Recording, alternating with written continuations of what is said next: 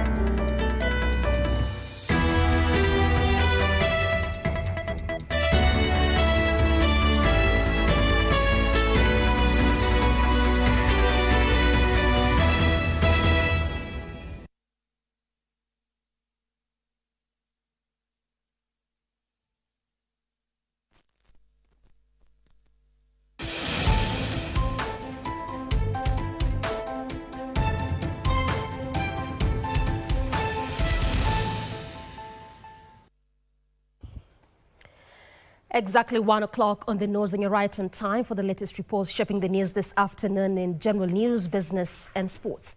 This is KBC Lunchtime News. I'm Doreen Arange and Wangeshi is our sign language interpreter.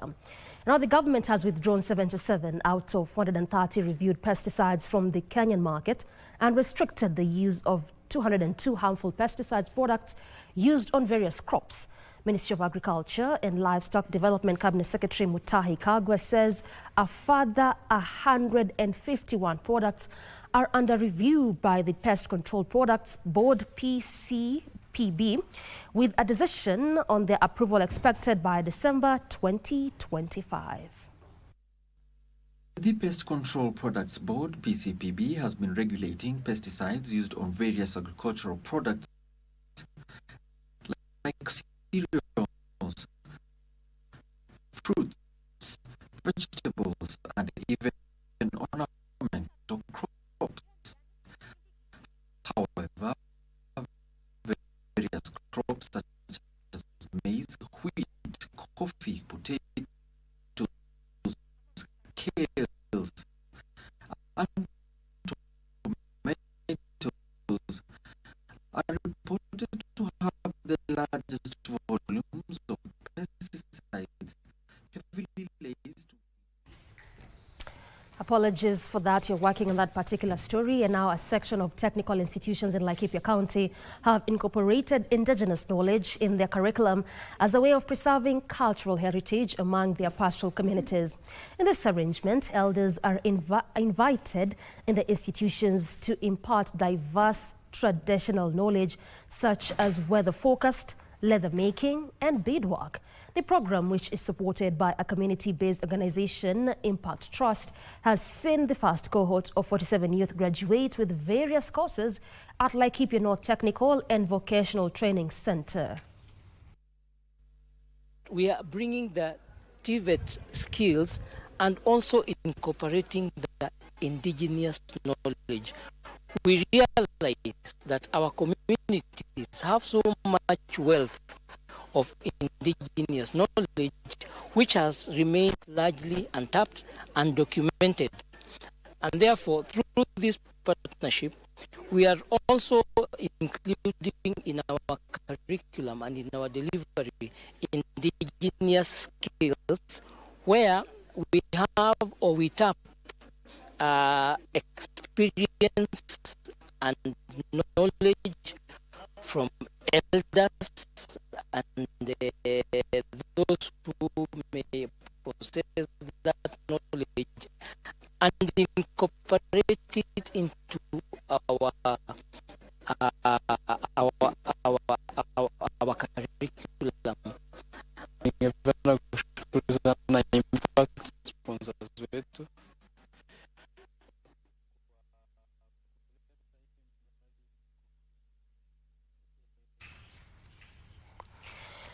Parents and education stakeholders in Malindi, Kilifi County have launched an ambitious campaign to encourage students to embrace their cultural traditions as a way of promoting discipline in schools and learning institutions across the region.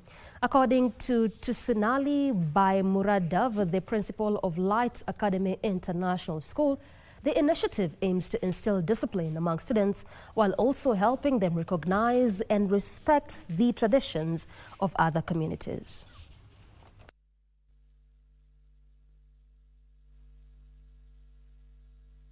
This year we are celebrating our students. They are representing 8 different countries' culture. The aim of this culture is unite different nations, different cultures, and respect to others' cultures. Watoto wetu wengi wameacha mila na hawajui mila yao ina umuhimu gani katika maisha yao. It's a very important for schools to have this, as the students can learn about different cultures and also learn about maybe even their own culture. So it depends.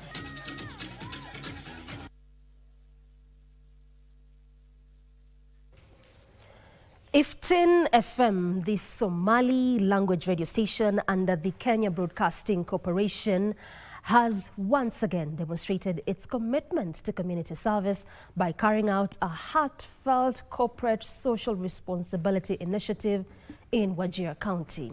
The station donated food and other essential supplies to a special needs school, bringing not only material support, but also a message of solidarity and inclusion. Head of 15 Radio, Hasim Aden, noted that by reaching out directly and meaningfully, the initiative seeks to foster goodwill, grow visibility, and reinforce the station's presence in the region.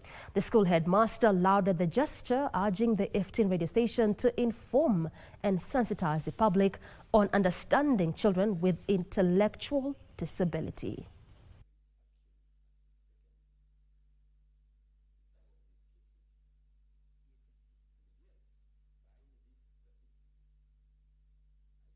Just before we run that story by you, remember that earlier on the Deputy President chaired the Intergovernmental Budget Economic Council meeting at his current residence earlier today, and he said that the National Treasury is expected to release funds owed to the counties for the month of May and June by Friday.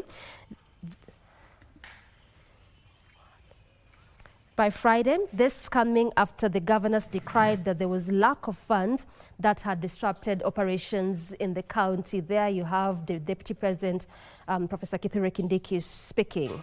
Executive authority of one government of Kenya is exercised in 2 levels: national level, national government level, and county governments level. So, the Constitution goes on to say, in Article 6.2, that this exercise of executive authority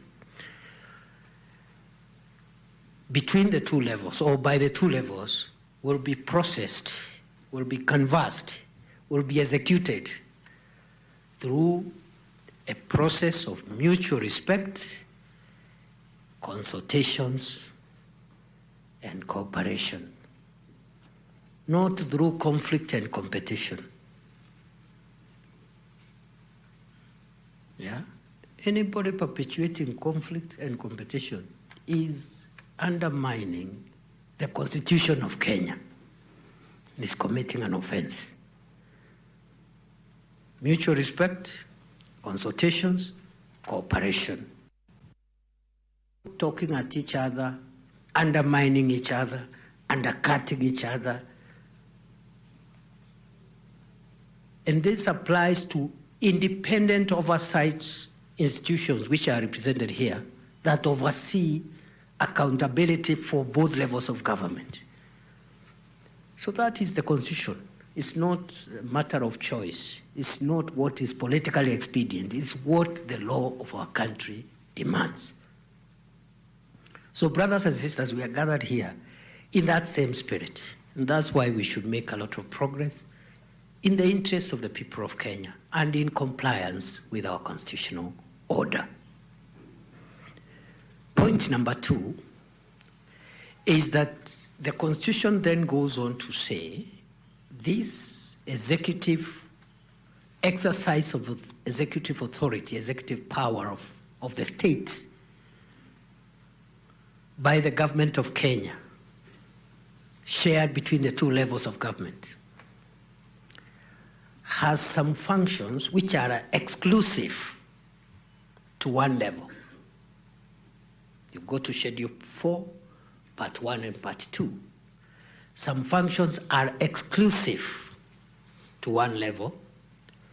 Other functions have what we call concurrent jurisdiction. You know, there is a tendency to simplistically look at the functions in Schedule 4 to the Constitution, Part 1 on the national government, and Part 2 on county governments. And many people end their analysis there. But those who have looked at our Constitution carefully will tell you, some functions are exclusive in Part 1, others in Part 2. Other functions are concurrent. In fact, many functions, if not all, are concurrent. This is why even the devolved functions where exclusive power is given to county governments, the policy function on those functions rests with the national government. Okay? Look, all policy, even agriculture policy, policy on the other thing, or even the devolved functions, the policy function remains with the national government. And I'm not trying to create a hierarchy. I'm just it's constitutional law 101. Because once we understand some of these things, some of the problems we have will disappear very easily. Okay? Because first we say the two levels should never compete with each other. They must respect each other and consult and agree and cooperate and move on. Because we have only one government of the Republic of Kenya. It's only that the executive power and legislative power, those two arms of government, there are two levels. Judiciary, of course, is not devolved. Even for the devolved functions, the policy function on everything remains with the national government so that you can have coherence. It's not to make counties look small. It's to have coherence, because you don't want to have one county saying, let's vaccinate livestock, and another county saying there is no need of vaccinating livestock because it's a project of Bill Gates. You don't want conflicting policy. Okay? Then finally, the Constitution goes on to say that even where functions are devolved, beyond the functions listed in Schedule 4, Part 1 and Part 2, if there is any other function that is not captured there, what we call residue jurisdiction, the Constitution says residue jurisdiction rests with the national government. Again, just to backstop the state so that there is no gap anywhere. If there is anything that has any governmental power that was not captured in Schedule 4, Part 1 or 2, then the national government takes responsibility. So having said that, I think we're in good space, ladies and gentlemen, and this is my final point, because we are already implementing our constitutional responsibilities in a very good way. I was just chatting with some of the colleagues here earlier on from both national government, county government, and we are saying some of the things here we are calling disputes and conflicts are very minor issues, inconsequential. And they are expected. Differences of opinion and interpretation of mandate, these are normal things. And I gave the example, I know countries which have had devolved systems for close to 200 years. Australia, for example, 185 years of devolution. Today, there is always tension, push and pull between the two houses of parliament when it comes to how much money remains in the center and how much goes to the counties. 185 years later. So we are doing so well. Number two, I was telling the same colleagues that seeing where we have come for the last 15 years, those of us who are in town, and I see many of you here who were in town with us in 2013, 2014, including Eden Dwale, our CS for Health, who was my counterpart leader of the majority. He was the one, he was the House Majority Leader, I was the Senate Majority Leader, including my brother Mutai Kagwe there. We were in town. The relationship between the two levels of government was chaotic. In 2014, it's like we had two different countries. You know, because of misconceptions and, of course, excitement and so many things. I am happy over time. Both levels of government have matured. We have realized we have a new devolved dispensation, which we must respect, not out of choice, but out of duty. So today, with the things we are having here between council, between the governors and the controller of budget, which is a new office under this current constitution, and this ministry versus I don't know who, these are very minor things. We have done very well. We are already undertaking. Deputy President Kithure Kindiki there earlier on while chairing the Intergovernmental Budget Economic Council meeting. That's a consultative forum between the national and county governments over matters of finances and budgeting of the economy, with a clear message that by Friday this week, all monies owed to the county for the months of May and June will be paid. But away from that, we now turn the crack to Pacific Suites Hotel here in Nairobi, where the former Chief Justice is currently addressing, and this is in relation to matters of extrajudicial killings that have recently been reported in the country. Watch. The community just centers and the faith-based organizations meet the victims in the grassroots. Without them, their voices will not be heard. And yet, sometimes when they come up and raise issues with the authorities, they are seen as intruders. They are seen as busybodies who have no business to challenge what is being done. But reform cannot rest in institutions and organizations alone. Every Kenyan has a stake in this fight. Public engagement through peaceful protests, civic education, and demanding accountability drives systemic change. The Gen Z protests have demonstrated the power of collective action as young Kenyans took to the streets to demand justice and dignity. Their courage reminds us that change is possible when we stand together. I call on state agencies and institutions charged with various responsibilities in the criminal justice system to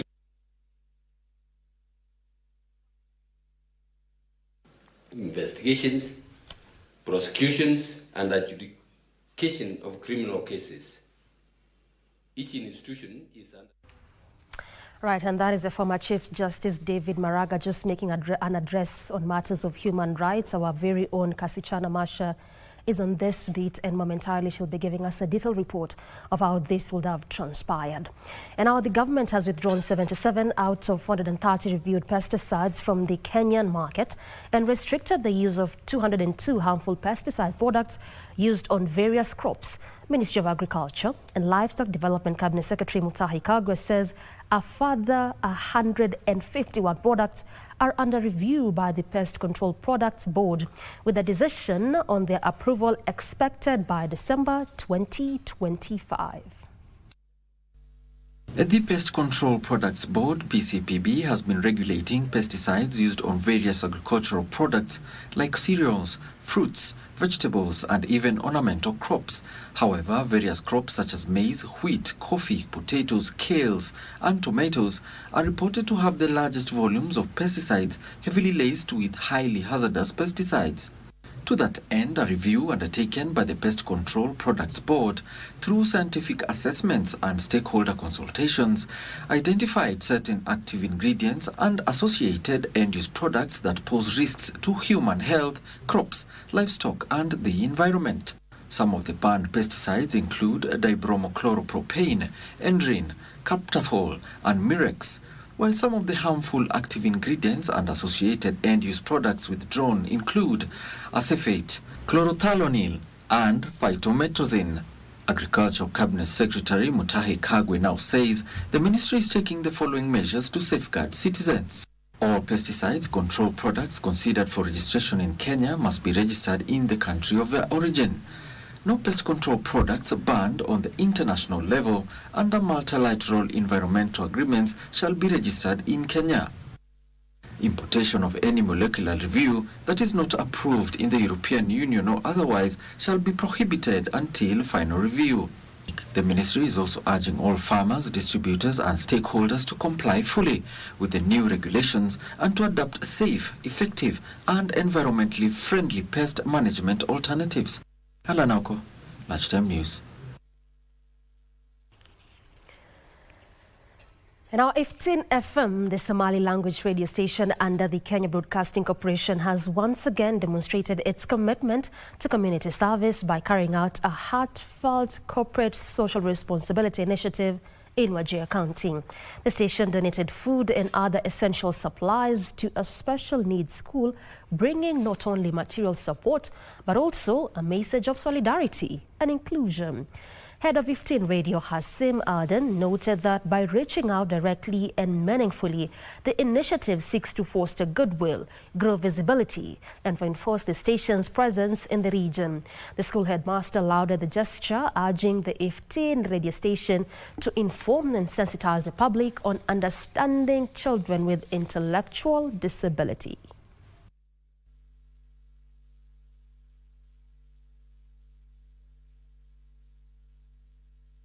What I request is, I wish people can come with their children here, like what 2 or 3 people do, and enjoy, that Eid and, that luxury with the children here. The society normally think or associate children with disability with some taboos that do not exist. So we will do programs to enlighten the society, to educate the society that these children, although they are special, but they are special because they're called special needs. We have seen the challenge of classrooms, we have seen the challenge of dormitories, especially for the girls, and we are going to look for partners so that we can partner with them and see how we can help the school grow.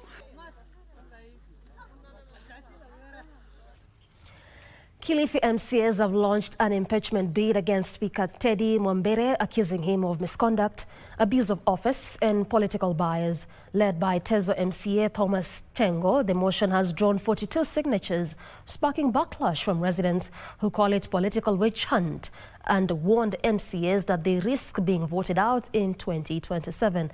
Mwambere has denied the claims, saying they are politically motivated and meant to derail oversight. Wanasema eti spika amehujumu shughuli za bunge za kutengeza bajeti. Shughuli zile hata saizi tunavyozungumza zinaendelea. Kumekuwa na vikao vya public participation. Sasa tunajiuliza spika amehujumu zile shughuli namna gani? Kosa la pili, wanasema spika yeye bado ni spika na tena bado yeye ni mwanachama ni mwenyekiti wa chama cha ODM Kilifi County.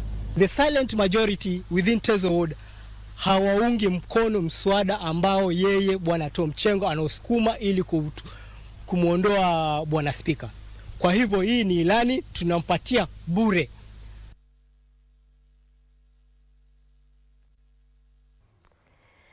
$6,000 students enrolled in technical and vocational education and training TVET program across the country are set to benefit from a funding initiative courtesy of a German-based organization, Chancen International. The beneficiaries include 3,000 students from the Rift Valley Institute of Business Studies. The initiative aims to ease financial challenges faced by learners from low-income and vulnerable backgrounds and ensure they complete their training. According to Chancen International County Director Gladys Mutisia, the funding model is part of a wider effort to strengthen TVET institutions and promote skills development nationwide. This income share agreement is that a student, whatever the financial background you are coming from, you have an opportunity to learn. Whether your parents are able, whether you have parents or not. One of the things that we as Chancen are proud of is we ensure that our funding is fair and ethical, and we do this through what we call a financing tool called an income share agreement. And just like the way the name states, it means once a student is able to complete their studies, are able to get into income generating activities. This could be self-employment, or it could be white collar jobs, then they'll be able to make a percentage of their salary towards their income share agreement payments. The Kenya Space Agency has launched partnerships with schools in Western Kenya to advance artificial intelligence-driven innovations on Earth observations, edge computing, and satellite networking technologies. Speaking at Kolanya Girls National School in Busia County, KSA programmer Joanne Ekale noted that this collaboration aims at strengthening Kenya's space capacity and fostering space innovation among schools.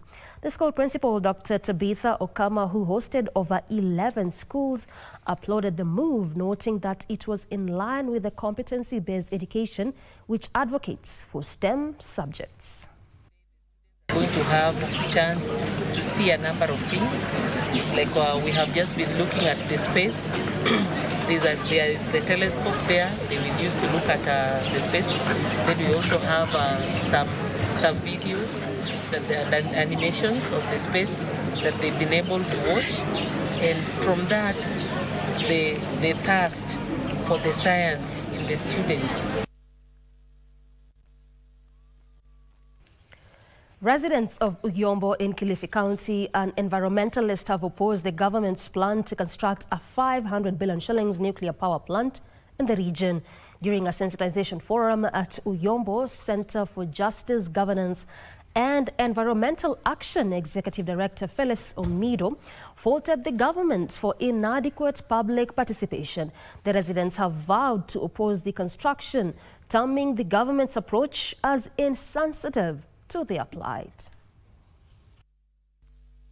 Geothermal is very cheap. Mbona tunaacha zile energy sources ambazo tunazo hapa sisi?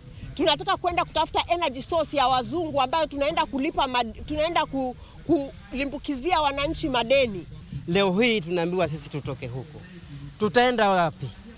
Maisha haya ya leo hii tunaambiwa tu sijui ni kilomita sijui 38 kutoka hapa mpaka sijui wapi huko. Wakati wakitengeneza hizo vitu zao, hiyo waste yao huko ambayo inatuletea madhara, wataiweka wapi? Kitu ingine ni mambo na ecosystem huku. Tuko na mangroves ambazo zinatusaidia huku kuzalisha samaki, na unaona huku tuko na wavuvi wengi ambao wametegemea hiyo bahari ili kupata kipato chao cha kila siku. Now that story takes us on our first break. We'll circle back with plenty more, including business and sports. Stay with us.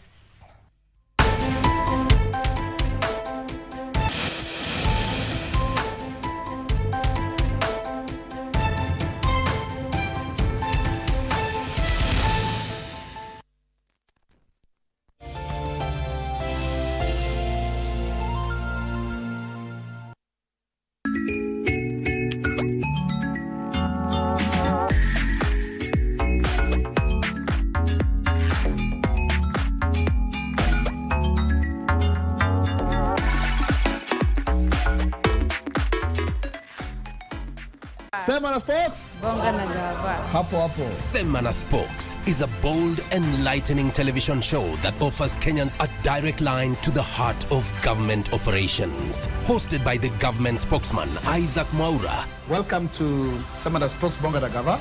This weekly program features candid conversations with senior government officials, cabinet secretaries, and heads of key parastatals as they break down their ministries' achievements, challenges, and strategic plans. Cage aquaculture farming, Yes. 8.7 billion. Yes. So there's a lot of money. There's a lot of, and we have not even tapped the potential. As we get closer to start constructing the first nuclear program, we should have a robust regulatory framework. Thank you, the spokesperson, for this chance where we are able to converse with our government. Semana Sports. Hii sio story ya jaba. Sio story ya jaba. Mimi ni Mkenya mzalendo daima. Thank you. Tuesday at 8 p.m. only on KBC Channel 1. 19 nations will compete in the Total Energies CAF African Nations Championship, Kenya, Uganda, Tanzania 2024, which will be staged from 2nd to 30th August 2025. Amongst the 4 groups in the tournament A to D, Kenya is pooled in Group A, together with Morocco, Angola, DR Congo, and Zambia. Algeria from the set piece, the header is on target, but it's saved. This unique competition featuring the best locally based players from across the continent definitely has something for everyone.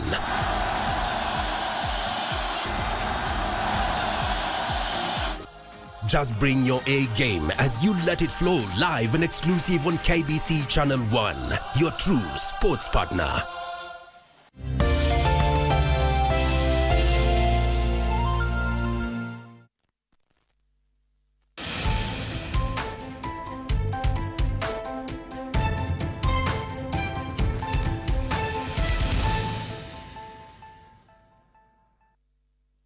Welcome back. You're on Lunchtime News. We continue to inform you. 46 youths have graduated from skills in beauty therapy from a beauty college in Mombasa County under the Tuji Ajiri training program. Speaking during the graduation ceremony, the Director of Vocational Training, Mombasa, Nancy Gadhigia, and the Linton's Beauty College founder, Dr. Joyce Gikunda, said the Tuji Ajiri training program is aimed at empowering young people by providing them with technical skills, business development support, and access to financial services after training. We'll continue checking how well they have settled in the industry, because that is not just your concern, it is our concern as well. So we want them to create jobs. So we are in electrical, we are in plumbing, masonry, beauty. So even this cohort, we expect them to go out there to get their own jobs. We don't want them to go and look for employment. That is, and we sponsor them 100% school fees.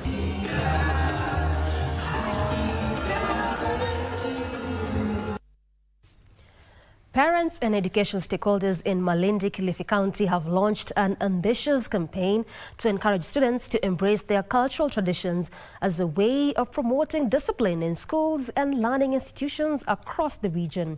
According to Tisanali Bai Muradov, the principal of Light Academy International School, the initiative aims to instill discipline among students while also helping them recognize and respect the traditions of other communities.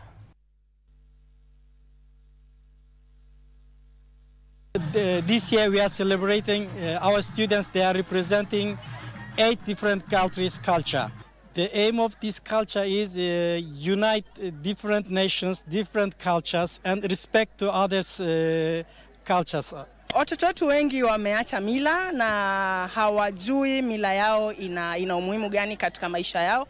It's a very important for schools to have this, as the students can learn about different cultures and also learn about maybe even their own culture. So it depends. Calls for restraint, accountability, and service delivery are growing louder across the country as protests and political tension continue to escalate. In Nakuru, Catholic leaders and politicians have strongly condemned police brutality and the alleged use of armed civilians during the June 17th demonstrations. This and more stories in our political news roundup. Led by Reverend Lawrence Mbogo, the Catholic diocese accused security forces of using excessive force against demonstrators, saying such actions erode public trust. Former NHIF CEO Geoffrey Mwangi emphasized the need to uphold the Constitution and protect citizens' rights, urging the government to focus on unemployment and the high cost of living. Tumeweza kuona vijana wetu wakijaribu kutoa sauti zao ili waweze kusikika, lakini wamekutana na wengine ambao wanatumia nguvu ambazo sio halali. In Embu County, Kenya Kwanza leaders appealed for calm and urged young people to cancel upcoming protests. Public Service Cabinet Secretary Geoffrey Ruku and Senator Alexander Mundigi called on Gen Z to choose dialogue over demonstrations. Na hakuna Kenya ya serikali. Kenya ni moja. There are problems in our country. These problems can only be solved if we sit down together and talk together. Kama nchi ya Kenya itaendelea hivyo, hakuna pahali tutaenda. Maandamano haitatusaidia, itapomoa nchi yetu, itapomoa kaunti zetu. Barabara ile tumejenga na pesa ya ukopa na pesa ya taksi yetu, utakuta watu wengi wataweka moto na haitatusaidia. They warned that protests have led to destruction and loss and assured that the government is working on long-term solution for the youth. In Narok County, the AIPCA Church called on politicians to abandon early campaigns and deliver on their promises. Viongozi wetu wa siasa hawakumbukangi siasa ikiisha na uchaguzi ukiisha. Tunapaswa kuashia mambo ya siasa hapo, tuende tukafanyie nchi yetu kazi. Sasa wote tunaona upande wa serikali, upande wa ufisani, wote wako kwa siasa. Archbishop Samson Mudhuri urged leaders to prioritize unity and development while condemning ongoing abductions and killings. He affirmed the rights of Gen Z to protest peacefully and urged police to guarantee their safety. Alvin Kaunda reporting for KBC Channel 1. 5 families in Malindi, Kilifi County are seeking justice for their kin who were allegedly killed by police 18 years ago. The families of Hussein Mohamed Ndoro, Robert Kariuki Gadogo, Ibrahim Daudi Charo, Jacqueline Akinyi Nangila, and Rama Amin say their kin were traveling in a tuk-tuk when masked officers from the Special Crime Prevention Unit, then known as Flying Squad, allegedly blocked it and shot them at close range. The families are blaming the Directorate of Criminal Investigations, the Office of the Director of Public Prosecutions, and the Independent Policing Oversight Authority for failing to execute a 2011 court order and arrest and prosecute their killer cops. Saidia wengine ambao wanapata mambo kama janga. Nikichukua hiyo ya Ojwang of late, vile serikali wanashughulikia, ningeomba hata mimi yangu pia ishughulikiwe. Kama Hussein na wenzake walikuwa wamefikia pale pa kupata haki, basi haki ionekane, na kama ni hiyo walikuwa wamesema fidia iko sawa. Hussein ashapotea, hatuwezi mlipa Hussein, lakini kwa sababu wako na watoto, hiyo fidia pia imenyamaziwa. Angalau ingesaidia pale hata watoto wake wajiendeleze kimaisha. Walikufa watu kwa mara moja watu 5. Na sisi hatukuleta fujo, tulisema tupeni mili ya watu wetu tukaisitiri, tuangalie shughuli zingine. Mpaka mamake pressure ilimshika, mpaka mamake ameenda. Public prosecution wa hapa Malindi amejaribu pia kutuandikia hizi barua zikasambazwa huko, ni kwamba wale washikwe ili wahukumiwe nao, lakini mpaka dakika hii ninavyokuambia bado wameko makazini na wamepanda vyeo. So mimi ningeomba wale nao, kwa vile sisi tumekosa wale wapendwa wetu, wao nao wachukuliwe na mikono ya sheria, wapitishwe kwenye vyombo vya sheria, na kama ni kufungwa wafungwe, ndio mimi nitaridhika. A human rights activist in Kisii County won the court to order an investigation into an alleged abuse on an elderly woman in Saria village in Bobasi constituency. Thompson Osoro told Kisii High Court Judge Teresa Odera that a gang descended on the woman's home, setting her house on fire, defiled her daughters and destroyed her property. Osoro accused the police of failing to investigate the crime. The case will be heard on July 2nd. Vitengo yetu ya polisi wahakikishe, including the county commissioner who sits on security, wapeane security kwa mama. Sasa huyu mama akifukuzwa kutoka kwa orphanage, ataenda kukaa kwa nani? Hiyo mifugo yake ambayo DCI ameweka sanctions, mama asitoe hiyo mifugo, hata uze aberekee watoto wake shule. Simekufa.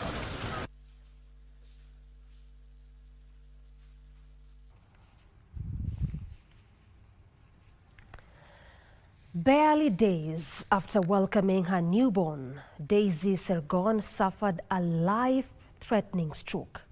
2 brain surgeries and a series of medical procedures later, she remains weak, half paralyzed, and speech impaired.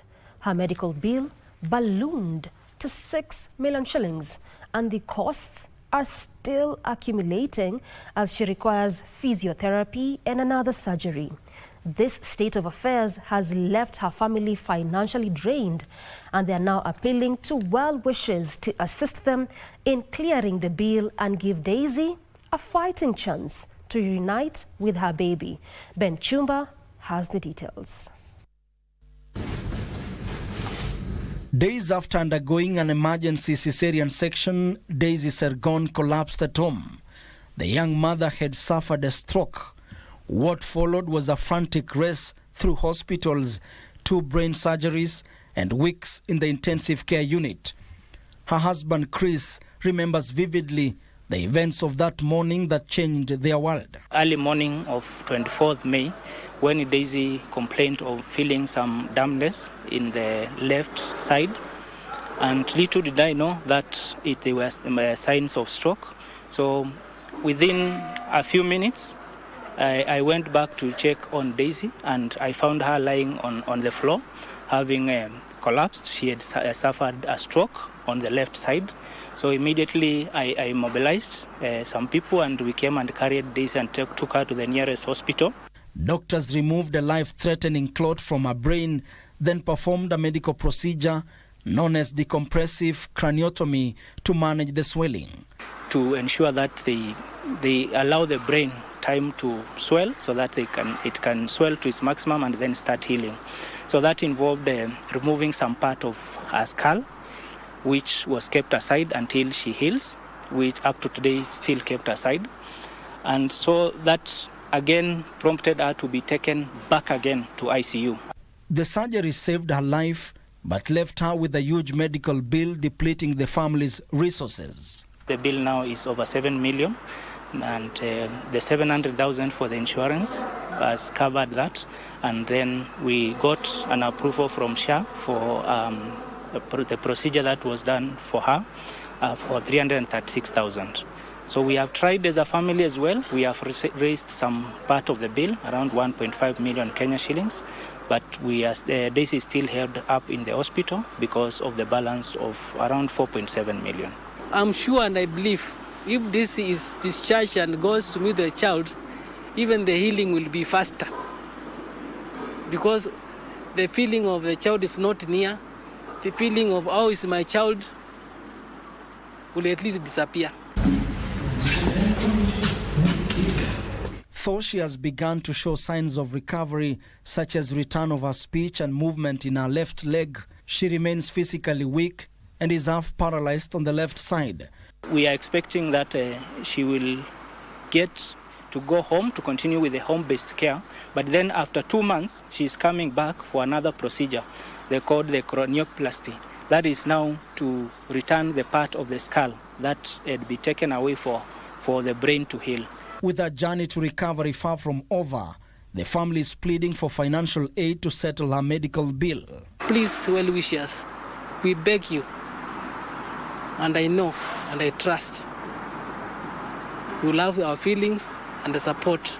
The baby will be grateful for the help that you have offered so that she can be reunited with her mother. They need to support that anybody will put in through to assist the mother at least to go and be close to the child to feel the warmth of the mother. I know, even if we say thanks, it would be enough. To support Daisy, send your contributions to paybill number 5382066. 5382066. Account number, your name.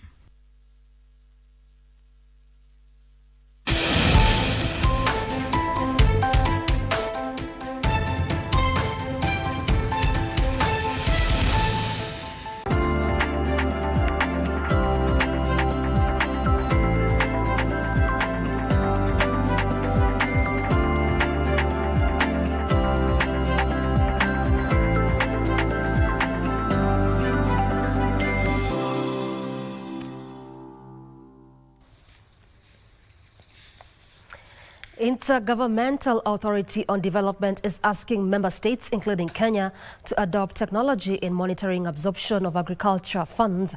IGAD's Food Systems Program Coordinator, Senait Regasa, says the adoption of agriculture funding and the supply chain has been hampered by hostilities in the region, increasing the region's food import bill. Security and security in general.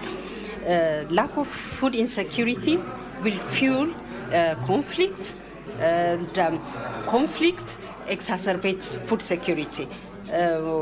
When there is conflict, the normal production activities cannot take place.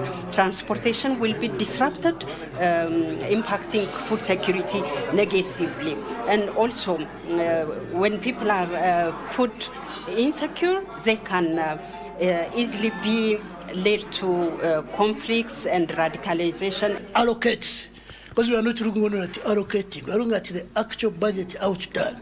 Eventually, how much money has actually gone to agriculture. So some of that money in mitigation, government can mean, well, go ahead to plan, but eventually the money doesn't come, gets diverted by some of those issues. For years, the hum of bees in Baringo was synonymous with men. Beekeeping was a sacred tradition woven into the people's cultural activities.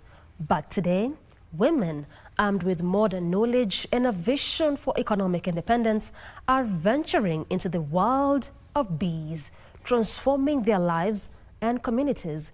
With a high demand for honey, beekeeping has emerged as a golden opportunity for women seeking financial stability and a better quality of life. Women in Baringo are breaking gender norms through beekeeping driven by a quest for financial independence. Once a male-dominated tradition, the practice is now offering rural women a lifeline amid rising demand for honey. Kiwango ya wamama ambayo wanaingia katika hii value chain imekuwa ni kubwa, inaendelea kukua mingi. Kwa hivyo hii ni value chain ambayo tumejaribu kuona venye tutaweza kuintegrate gender na tuone venye wamama wanaweza kuwa wakihusishwa hata katika hii value chain. Agnes Busine from Baringo South, once ridiculed for venturing into beekeeping, now manages 18 hives. Her steady harvests have eased school expenses and brought financial relief to her family. Katika vikundi tumepata elimu nyingi sana ambaye inatufunza kwamba hata akina mama wanaweza fanya kazi ya ufugaji wa nyuki na waweze kuwa na manufaa na kupata pesa ambaye tutajimudu katika manyumba zetu. In Kimalel, Maureen turned to beekeeping after farming failed. With 7 hives by a seasonal river, she now enjoys reliable income and food security. Kwa sasa tuko na mizinga, tumefanya kama kikundi cha kina mama. Kikundi chenyewe kinaitwa Logoyo Women Group, ambao tuko na mizinga kadhaa. Tunatunza, tumeweka mahali moja na tumeanza kuona matokeo yake mazuri. These women are not just sustaining their families, they are inspiring others to follow suit and transform their lives. Sylvie Gatti reporting for Lunchtime News. As Kenya targets higher revenues from its expanding aviation sector, safety concerns surrounding flights operating over or near conflict zones are gaining increased attention. Kenya Civil Aviation Authority's Director of Aviation Safety and Security Regulations, Mary Keter, says policy changes are needed to prioritize risk assessment and preparedness to ensure growth does not compromise passenger safety or business continuity. Air passenger traffic rose by 38.5% in 2024, with over 10 million passengers handled at Jomo Kenyatta International Airport alone. Industry players attending a regional aviation safety seminar in Nairobi say this increased air traffic also brings new challenges, key among them being the need to ensure aircraft. Kenya's coastal economy is under strain as coconut farmers face diminishing returns due to poor market access and failing prices. Tana River Senator Danson Mungatana is calling on the national government to intervene swiftly and rescue the sector, which supports thousands of livelihoods across the region.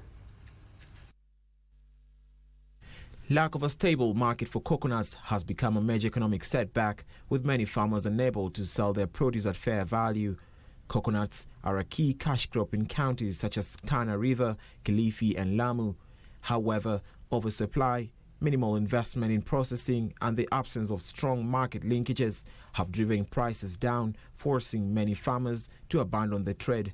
Changamoto hii ya kukuza miche ya minazi na kama hatukuiuza, jambo la kwanza inatuathiri sana, manake hili ndio tegemeo letu kubwa. Tunasomesha watoto, tunafanya shughuli zetu, tunajenga majumba, lakini saa hii watoto wanajamu, inakuwa ni shida ya kwenda shule sababu minazi yetu iko kwa nasari na hakuna budget, hatujawekewa budget na hatuna pahali pa kuiuza, tumekwama. Kwa hivyo inatuathiri sana. Senator Mungatana has urged the Ministry of Agriculture and coastal county governments to work together in creating long-term strategies and policy frameworks to promote coconut farming and enhance its value chain. Farmers in the region are also calling for support in processing, packaging and finding export markets to increase profitability and sustainability of the crop. With agriculture playing a central role in Kenya's economic development agenda, stakeholders warn that revitalizing the coconut industry is not just about farming, it's about serving rural economies at the coast.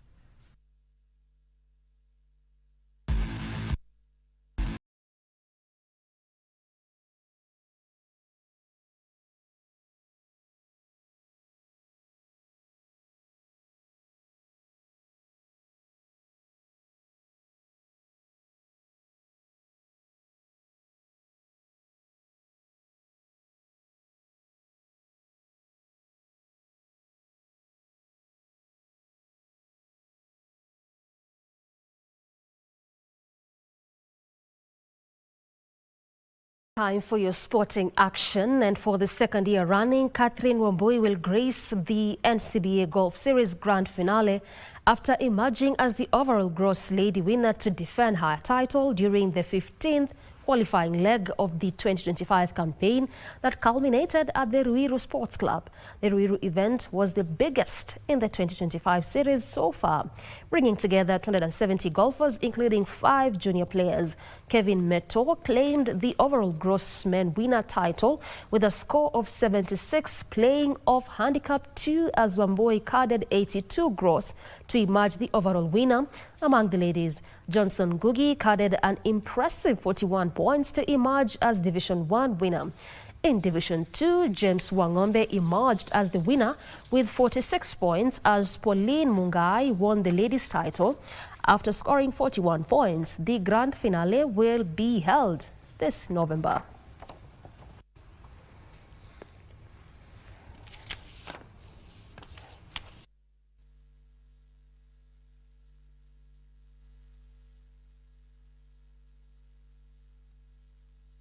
I played well. I did 82 gross, better than last year. I was the defending champion today, so I'm happy to have defended the title.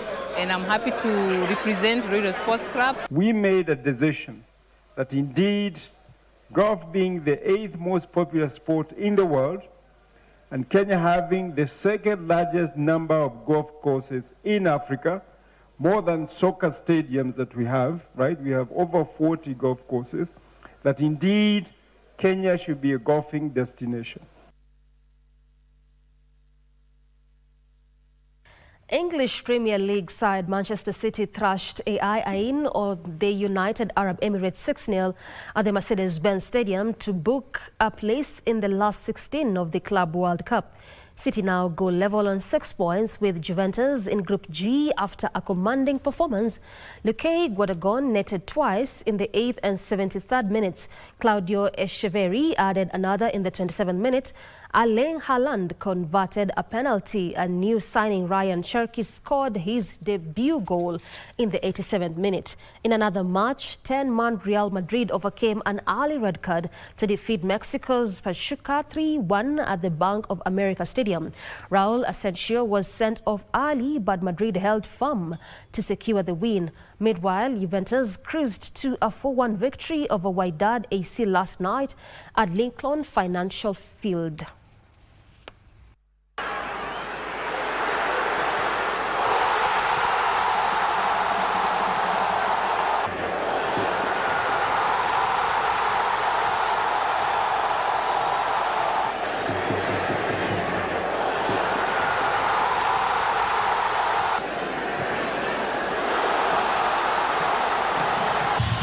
Thuram trying to squeeze it through, and it's tucked away. Oh, well that could, he's going to get something here from Lorch. They do. Scalamwani, Yildiz, he's in, and he's done it again. Here he goes, and he scores, and it is 4.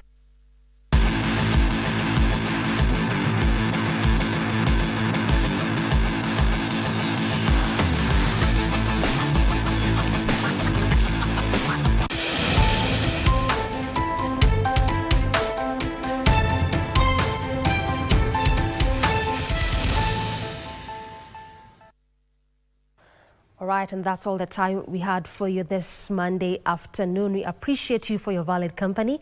This has been KBC Lunchtime News. I'm Doreen Arange, and Wankeshi has been our sign language interpreter.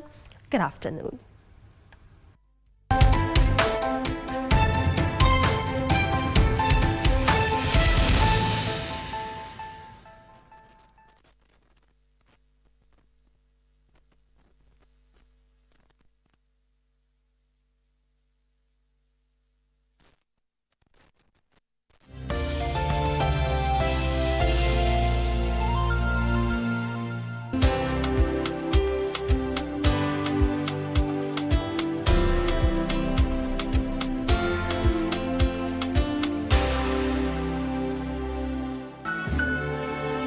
What's inside? My stuff. What is inside? What are you doing with her clothes? Leave this compound. Talk Wende. On what? I'm the man of this house. You're going to leave a science tract. Or else. Else what? Mbona uko umenidharau hivi? What? I don't. Ama ni juu siwezi pata watoto? Yes, amedhihirisha